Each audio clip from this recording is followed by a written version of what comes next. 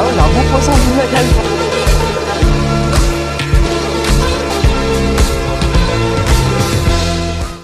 Salut à tous, aujourd'hui on se retrouve pour la troisième vidéo de notre série Labo où on va vous parler du Cannibal Shad distribué en France par Savage Gear.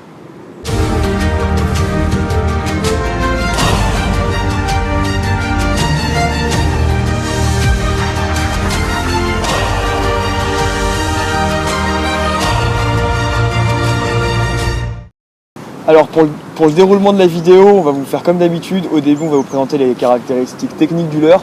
Ensuite on vous parlera des différents montages qu'on peut utiliser, des différents poissons qu'on peut rechercher avec. Et enfin on finira par un système de notation. Alors le Cannibal Shad, c'est un leurre qui, comme la plupart des leurres distribués par Savage Gear en France, est plutôt typé broc. Donc au niveau du leurre en lui-même, la matière est assez rigide. La première partie du corps et voilà, donc elle est assez trapue, assez ronde. Ensuite en arrivant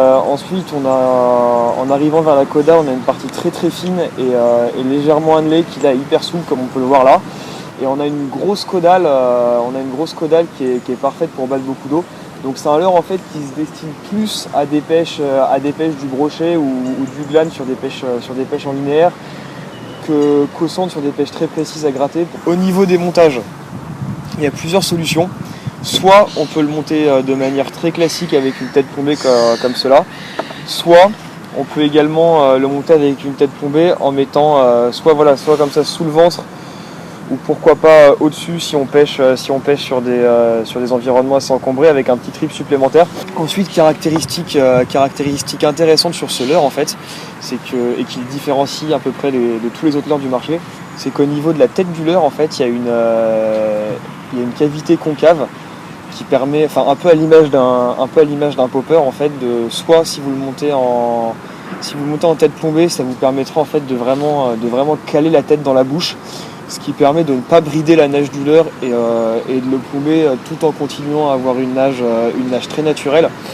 Le deuxième avantage en fait sur un montage texan, vous pouvez avoir, si vous pratiquez un buzzing avec le leurre, une espèce de traînée de bulles en surface qui sera super attractif pour la pêche du broc, juste au-dessus des herbiers ou sur les grosses nappes d'unifar. Donc voilà, c'est exactement comme ça, on monte l'hameçon dans la partie concave de la bouche pour obtenir un bon bordel en surface, ça marche très très bien. Après, sur le montage texan, pour qu'il soit vraiment opérationnel, il y a une chose à faire. Vu que le corps du leurre est assez dodu, il faut vraiment en fait avec une lame de couteau chaude ou au mieux un cutter qui coupe très bien, arriver sur toute la longueur du leurre à créer une entaille. Donc voilà. Et l'entaille va permettre au ferrage, donc quand le poisson prend le leurre comme ça, à la pointe de bien se dégager.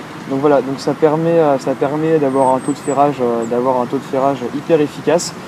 Et c'est vrai que sur ce genre de leurres qui ne sont pas vraiment prédestinés au texan, ça permet quand même de les utiliser de cette manière. Après voilà, comme on l'a dit tout à l'heure au niveau des poissons concernés, sur notre gros mois de test qu'on a fait avec ce leurre, on a plutôt pêché le brochet avec, soit sur deux animations qu'on vous montrera tout à l'heure, soit sur un light linéaire très lent, soit sur une pêche en traction. Donc là on a utilisé que le modèle 12,5 cm que celui qu'on vous présente sur la vidéo pour cette technique. Après on l'a aussi utilisé en scène pour le silure, donc là c'est sur des têtes un peu plus fortes, donc là ça va être des têtes de 15 à 20 grammes, on va vraiment chercher le poisson dans des fosses. Maintenant au niveau de l'étendue de la gamme, Savage Gear a créé 4 tailles, donc il y a le 6,8 cm qui est la taille la plus petite, qui est aussi pas mal adaptée aux perches. Après il y a le 8 cm, le 10 cm et 12,5 cm, donc le 12,5 cm c'est le modèle qu'on a ici. Tous ces modèles sont déclinés en 8 coloris qui couvrent assez bien tous les usages qu'on peut rencontrer. Donc il y a le Fire Tiger assez classique qui est parfait pour déclencher l'agressivité des fiches ou pour pêcher les oies assez teintées. Après on a eu en test un autre coloris sympa qui est le coloris Perch, qui est un coloris très naturel avec une pointe de rouge sur la caudale et sous la gorge. Ça fait un petit signal sang qui est sympa pour déclencher l'attaque des poissons qui sont un petit peu méfiants. Maintenant on va vous présenter les différentes animations qu'on peut effectuer avec ce leurre. Donc là on a pris un modèle de 12,5 cm qu'on a monté sur une tête de 5 grammes. Donc sans triple voleur, pour pêcher un étang il y a beaucoup d'herbiers. Donc au niveau de l'animation il y a deux écoles. Soit une animation très classique en fait en linéaire, canne pas forcément très basse ni très haute, avec une animation très lente, on fait des petites pauses pour relaisser tomber. et on repart. Donc ça c'est un linéaire très classique. Et vu que le rolling du leurre est assez important, c'est très prenant sur les brochets. Après, deuxième animation qui est sympa avec ce leurre, qui est plus pour des pêches de spot peut-être un peu plus profond, c'est vraiment de laisser couler le leurre jusqu'au fond. Et après de prendre contact et de faire vraiment des grandes tractions. Et là on va laisser le leurre retomber retomber jusqu'au fond. Et on recommence. C'est sûr qu'on peut en mettre 2-3 d'affilée comme ça. Donc là c'est une animation vraiment où la partie de la pêche, enfin le moment où le leurre va être le plus efficace, c'est pendant la phase de descente. Parce que vu que la caudale freine pas mal la descente sur une tête légère de 5 grammes comme celle-là, c'est vrai que le leurre descend lentement. Et du coup le produit est très efficace. Maintenant on va passer sur un deuxième type de montage. Donc on va mettre de leurre sur un texan weightless, donc ça c'est plutôt destiné à des pêches estivales ou à des endroits qui sont encombrés.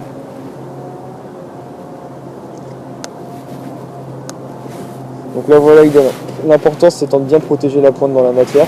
C'est hyper attrayant pour des pêches estivales. En faisant des petites pauses comme ça, et voilà, on redémarre. C'est un truc qui marche très bien. Sachant que vu que le leurre est pas plombé, il y a possibilité de le slipper. Donc pour pêcher sous les structures, c'est un très bon point. Donc voilà, au niveau du leurre en non plombé.